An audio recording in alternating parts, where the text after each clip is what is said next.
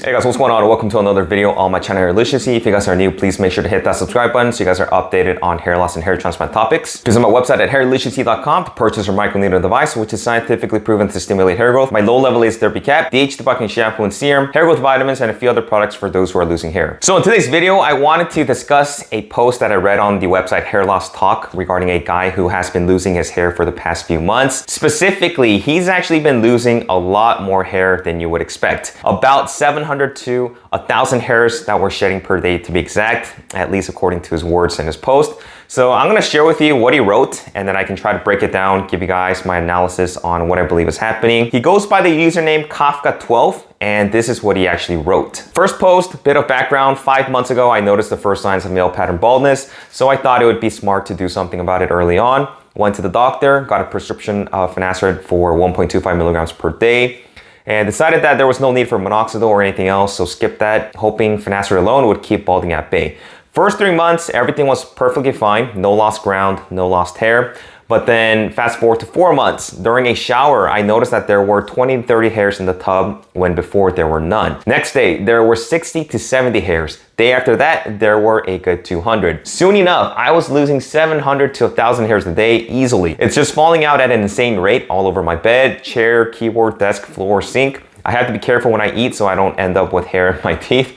It falls out from every area of my head, including the back and sides, where it shouldn't be possible to bald. I have extremely thick hair, so it hasn't been too bad of a visual hit, but if it continues at this rate without stopping, I'll be slick bald in less than a year. Plenty of big, perfectly healthy hairs are falling out, so it's not like it's sick, dying strands being replaced or whatever. And each one tapers and has a little white bulb at the end. Called on my doctor today and he told me he's had quite a few instances of this in his practice, but in his opinion, it's less than 10%. He said that half the men in his experience are beyond hope, while half recover. He said to keep taking the drug for another 2 months and report back then. If the massive shed continues, he said to stop taking Finasteride for a month and see what happens, then maybe start up again. The situation is so insane, it's almost comical. I'm like a cat, hair just falls out at random. I just saw 3 drift down in front of my face as I typed this out. Today I switched from generic to brand Propecia in some vein. Hope it will make a difference.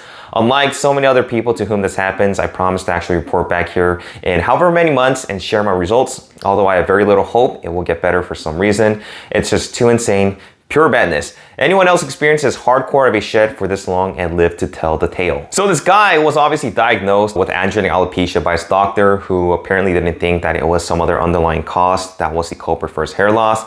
Most men who are experiencing hair loss are going to be experiencing it due to genetic hair loss, androgenetic alopecia, and only a very small percentage of people is due to some underlying cause. So he was given 1.25 milligram Finasteride to inhibit the conversion of testosterone to DHT, which is the main cause of androgenetic alopecia. And he did seem fine for the next 4 months while on Finasteride. You know, he didn't shed, he didn't experience any further hair loss.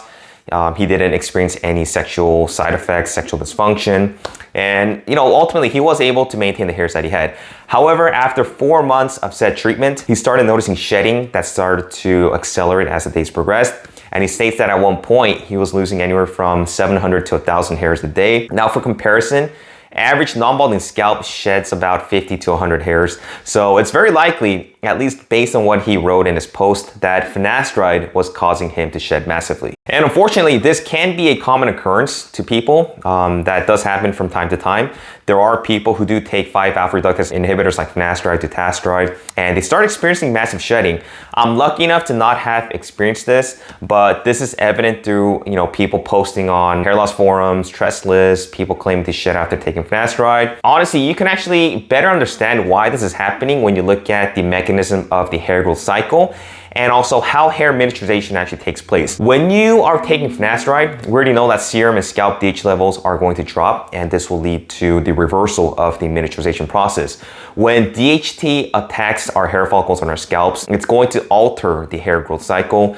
And for those who are not familiar with the whole hair growth cycle, each hair follicle actually undergoes a series of different hair cycles. We have the anagen phase, which is typically between 2 to 7 years. This is the active growth phase of the hair follicles, and it tends to grow about 1 centimeter per month. The majority of the hairs are actually in the anagen phase for non-balding individuals. And then moving on, the second phase is known as the catagen phase. And this is a transitional period which signals the end of the active growth phase of the hair follicle. The hairs are going to detach from the blood supply during the catagen phase, and shortly the hair enters what is known as the telogen phase, where the resting hairs remain in the follicle until it sheds and is pushed out by the growth of new anagen hair. And then we have this whole cycle that continues in the same manner. So going back, people who are suffering from androgenetic alopecia will have sensitivity to DHT and the hair follicles that will alter and continue to decrease the anagen phase of the hair cycle through miniaturization, where the hairs will continue to become weaker and thinner over time. And it's also going to prolong the hairs into the resting or the telogen phase. But when you take a 5-AR inhibitor like finasteride or dutasteride, the hairs that were in a prolonged resting phase are going to be propelled back into the anagen growth phase as a result of DHT inhibition, and they are going to stay in the anagen phase longer. This means that the resting hairs that have stopped growing in the telogen phase will be pushed out by the new anagen hairs, aka through shedding. The thing to understand here is that the hair cycle of each hair follicle on the scalp is not synchronized, meaning there are going to be a different percentage of hair follicles in the anagen, the catagen, and the telogen phase. So if you're obviously suffering from androgenetic alopecia, you're going to have fewer hairs in the anagen phase versus someone who isn't balding, and more hairs are going to be in the telogen phase of the hair growth cycle. So when finasteride finally decides to kick into your system, this is ultimately going to lead to a potential massive shedding phase of all the hairs that are currently in the telogen phase, so that they can make room for the hairs to grow back into the anagen phase of the hair growth cycle. Now, the more hairs that are in the telogen phase, as it is the case for people suffering from androgenetic alopecia, there is going to be a possibility of more shedding that you guys are going to notice after taking a 5-AR inhibitor. And I believe that this is what is happening for the guy, because a few months into his, into his treatment, a good chunk of his hair were probably transitioning to the telogen phase, if not already in telogen phase. And once finasteride's effect jump-started the revitalization of his hair follicles, it caused the necessary shedding that took place so that new hairs can begin to grow. So for people who actually do experience shedding after taking finasteride or dutasteride, it's very important not to be alarmed by the rate of shedding and to just go ahead and continue to push through and take finasteride, because you kind of have to realize that these are old telogen hairs that are falling out so that they can make way for newer, thicker, and stronger hairs that are going to be able to last longer in the anagen phase. And this is why most people who are taking finasteride see an improvement in the appearance after a few months, as long as they continue to pull through and take finasteride, since the hairs are now in the anagen phase of the hair cycle. And like I said, they are going to last longer in this hair growth phase. And honestly speaking, I'm not even sure how this guy was even able to count 1,000 hairs that were lost each day. It does sound like he was exaggerating due to the immense and unexpected shedding that he experienced. But then again, I suppose it is possible. But the key here, like I mentioned, is to continue to take finasteride, because stopping finasteride isn't going to stop hair loss in the first place, and you're likely to continue to lose more hair as they continue to further miniaturize. Ultimately, cases like this guy is fairly common. He just needs to realize exactly what I just talked about.